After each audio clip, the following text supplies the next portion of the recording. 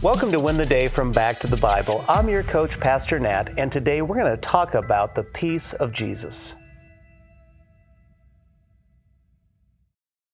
When my kids were young, storms would scare them. The lightning would flash, the thunder would crack. So what do? They come into our room and hop into our bed. They felt safe in our presence.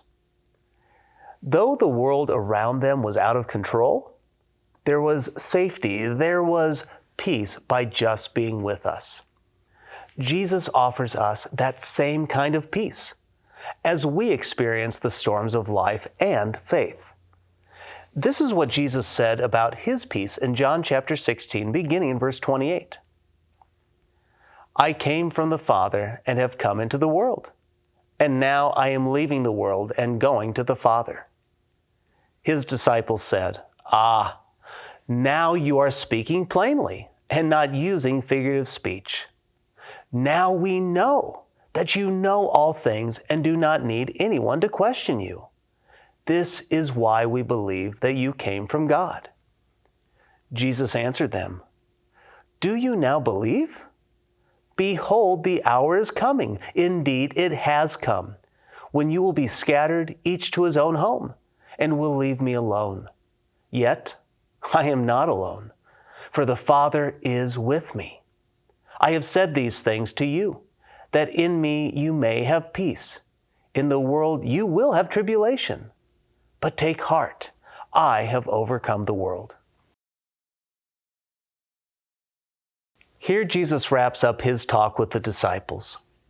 Soon He will pray for them and depart for Gethsemane before His death, burial, and resurrection. He knows that His disciples will leave Him, and even Peter will deny Him 3 times. They are going to go to the places so they can find rest, while they should have stayed with Jesus. They should have been where they could find true rest, where they could find true peace. But Jesus wants them to know that though they may abandon Him, He is not truly alone. God the Father is with Him. What a great reminder for us today.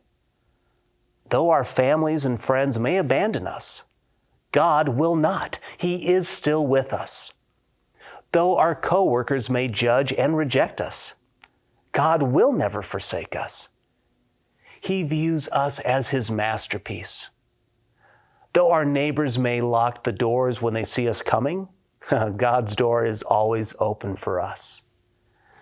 And then in verse 33, Jesus provides us with words of peace and comfort that only He can offer. Jesus says, I have said these things to you, that in me you may have peace. In the world you will have tribulation, but take heart, I have overcome the world. Jesus was about to experience the ultimate form of pain and suffering, and yet He found His way through it in His Father's love and will. He knew that in a fallen world full of darkness, He would provide us the peace and assurance we need. Though the world is a storm of sin, pain, and evil, Jesus offers us lasting peace, hope of acceptance, and comfort in the journey.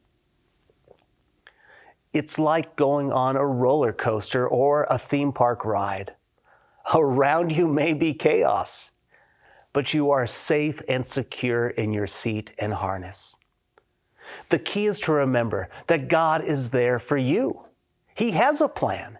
He is the one who is in control of it all.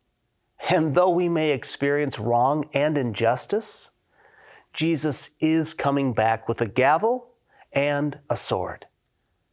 Justice will be served. Eternity is settled. That's why we can rest in His presence. We can rest in the presence of our Father. So today, no matter the hardship, rest in God's arms. Rest in God's grace. I get it. Today you are likely experiencing trouble. You know what Jesus was talking about. But remember, Divine peace is there for you if you receive it. Hope is real, and you need to focus on it. You are never truly alone or rejected because God is with you, He is for you, and He loves you. In God's presence, there is safety and peace. There is no place that I would rather be.